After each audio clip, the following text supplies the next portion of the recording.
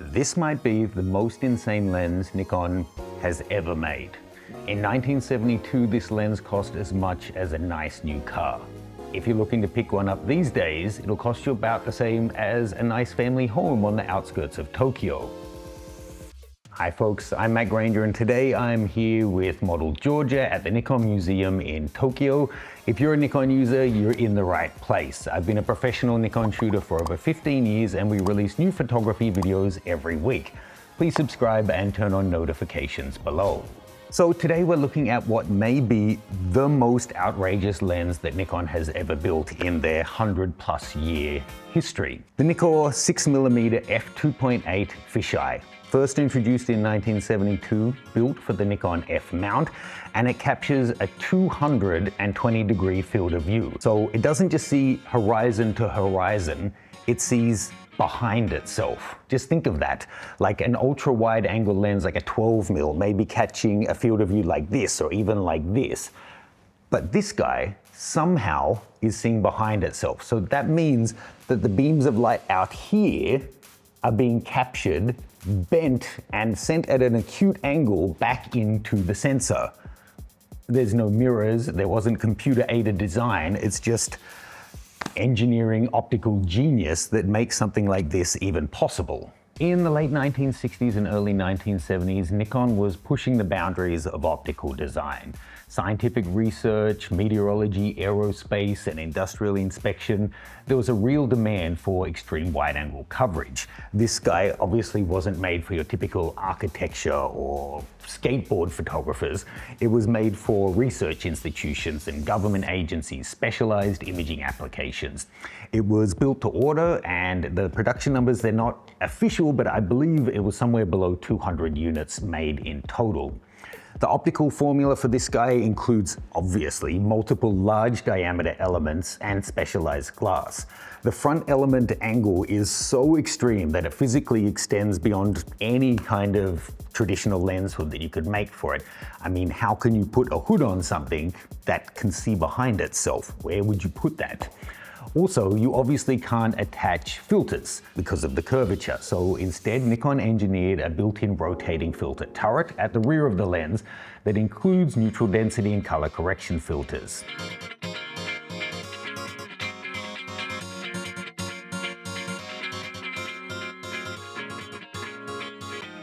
The aperture ring sits mid-barrel, and obviously it's manual focus only. At the time of its release, this was the widest angle lens ever made for 35mm photography.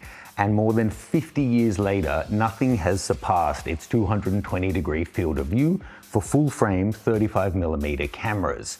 So we're not talking about one of the widest. This is the widest lens ever made.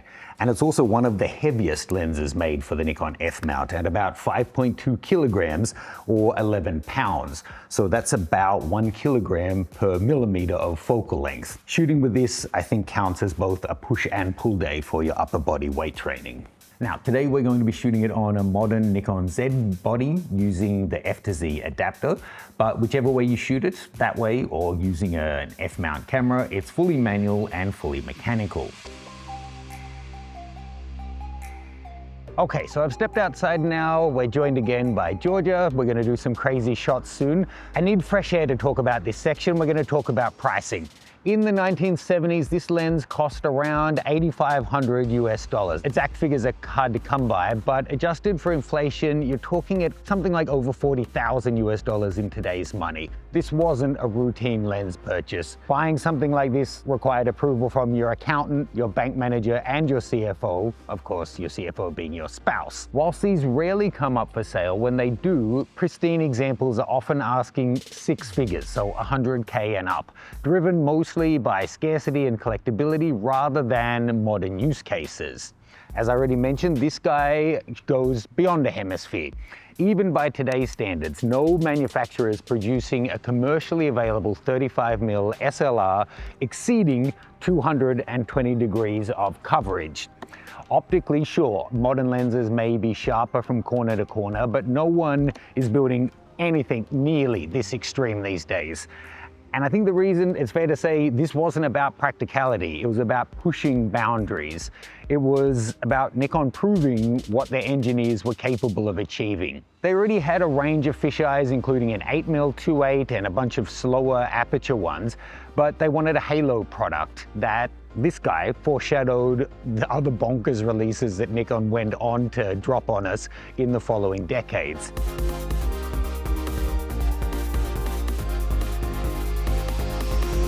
Interesting thing about this guy, I don't know if this is the only 6mm configured like this, but unlike the standard, this one's been kind of mounted 90 degrees rotated. So normally this would be at the bottom, but on this one, it's actually on the side. I'm not sure why that is, but I just got told that as I was leaving. So where actually is our connection point? Now, in a way, it doesn't make a difference because it's a circular fisheye. It gives a circular shape. Now this is the moment of truth. I've never turned this on. Maybe you just stand in there. It's a wide angle, so you see how close you think you need to be. Okay, so straight up, this is just fucking insanity. Now, I guess it's impossible. How would you know how wide this shot is? Come as close as you think until your head's gonna be chopped off. Let's see, I'm gonna challenge it a bit. Okay. That's crazy, right? If that were the case. So I'm going to actually take a photo of you now. Take off my jacket for this if you see me better. Gorgeous. Stage 2 in the game is step to the side until you'd guess you're out of the shot. Here? Okay. And then let's see. How are we? Let me get a still. So this was the first one where you stepped into the camera and thought your head might be chopped off. What the heck? And then the second one, Not even close. I'm in the shot still. How are you? And that's the tripod legs. What? How are you in the shot? That's crazy. Because it sees behind itself. Oh my gosh. If we're gonna have you do those extreme poses, just how close you can get, I don't even know, because I haven't seen it. But far away from the lens. still? Yes. Oh my goodness. Okay, your turn, let me see you. Okay. You're up to here. Okay, yeah. So if you come like, I guess we don't want to breathe on it, but as close as your face can get to it. It's a bit awkward, right? I think having legs wide open even is gonna be like, you see, like, because my feet are still in it, right? Yeah. And I'm I distorted though.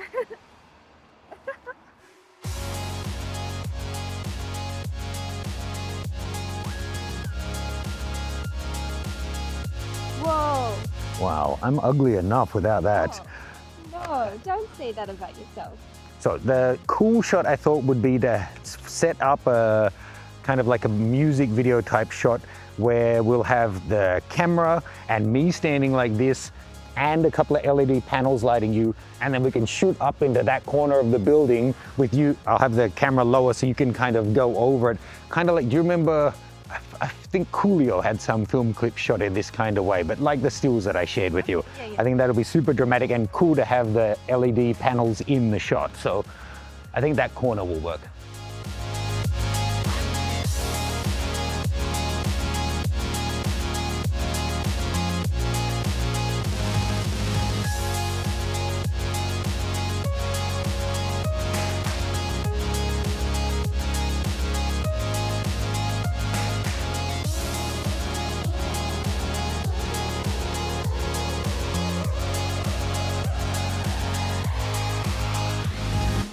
Now, to be fair, this isn't an ideal portrait lens, but if you find yourself having to shoot, say, the NBA All-Star team or the semi-finalists of a sumo competition at close quarters, the 6mm may do the trick. I've just put up my new guide to headshot portraiture, which was almost 5 years in the making. It features 7 different models, all with different requirements for their images, a wide variety of shooting situations, equipment used, different lighting setup, and plenty of different challenges overcome. You can check out the new course over at learn.mattgranger.com. The link is in the description below. Now, I'll be honest, I had a whole script for today based on what I know about these lenses, and what I was prepared to say was, Now, filming on my Z8 using 8K, we can crop in and get a usable frame. Yeah, it's a little bit distorted, but the reality is in modern times, there's not really a use case for a lens like this. But having just done those portraits, there was actually some pretty cool results there. I've never gotten that effect before. The only thing that, well, I can't say the only thing that would hold me back from getting this because it's $100,000, but would be, it is so niche. So once a year, it would be really cool to be able to get some super ultra wides. You know, 10 or 8 mil fisheye even doesn't get you anywhere near the crazy results this one does. Like I'm touching the lens here and it probably still looks like I'm not even that close. You just need the perfect storm Venn diagram of, you know, a retired dentist who also shoots skateboard photography, who's got his 401k he needs to invest in a new toy. That's cool. Lee, put one foot as far out as you can. Still in. It's still in. Of course it's still in. Kind of interesting how the circle moves here. So it's still a meter of the video. I guess it doesn't matter which format of video I'm in, right? Because it's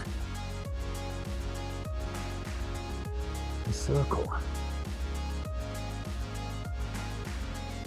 Okay, that's a little test we have to do to show that it's perspective distortion.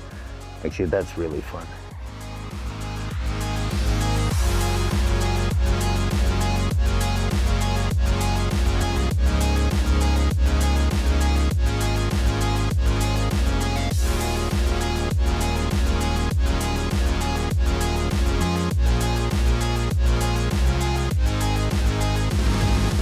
So why does this matter?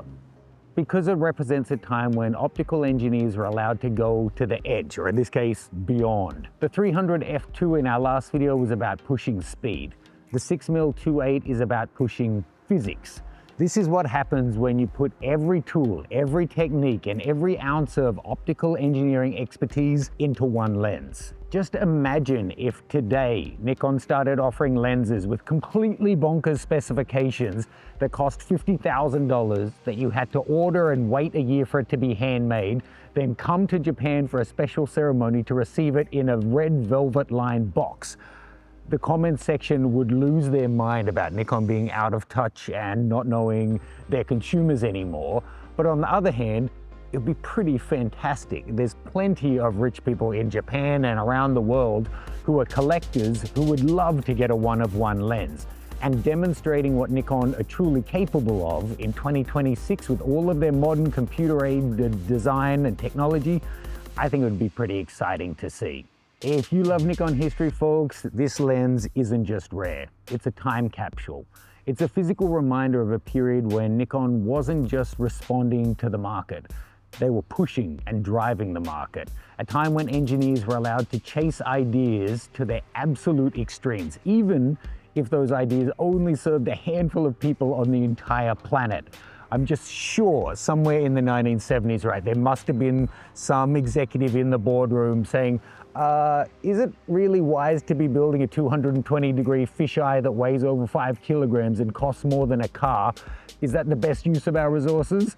Thank goodness the Nikon board ignored that guy and did it anyway, because lenses like this, along with the 300 f2 and other legendary ones like the 1200 to 1700 mm zoom and their remarkable range of smaller fisheyes, are what give Nikon one of the most extraordinary optical archives in photographic history. This lens wasn't built because it was practical. It wasn't built because it would be popular. It was built because it was possible. And in that mindset, that willingness to push physics just to see what happens, what we can create, that's what makes Nikon's history so compelling. So if you're a Nikon user, start planning your pilgrimage to the Nikon Museum. I'll have full details of how you can book your trip below. It's completely free. And if you are a Nikon user, check out my expert setup guide. It goes through not archival pieces, unfortunately, but it runs you through everything you need to know to get the most out of your modern equipment for your style of shooting. Every Z camera is covered. You can see full details of that below as well. Thank you so much to Georgia for joining us today. If you're in Tokyo and looking for a local model, she's been so fantastic today. You can see all of her contacts below. Let me know any questions, and I have to finish. I may sound like a sycophant, but huge thanks to Nikon Japan for letting us get access to these archival, super rare pieces. The staff have been so friendly, so helpful and understanding. I'm running an hour over time. I've been like a kid in a candy shop today. It's been an absolute bucket list opportunity. So again, thank you. You've been wonderful. I couldn't have done it with someone who wasn't a professional and patient and everything you've been today. So thank you so much. I'm rambling. I'll see you guys later. Please make sure you subscribe to see more fantastic Nikon content in future. Bye.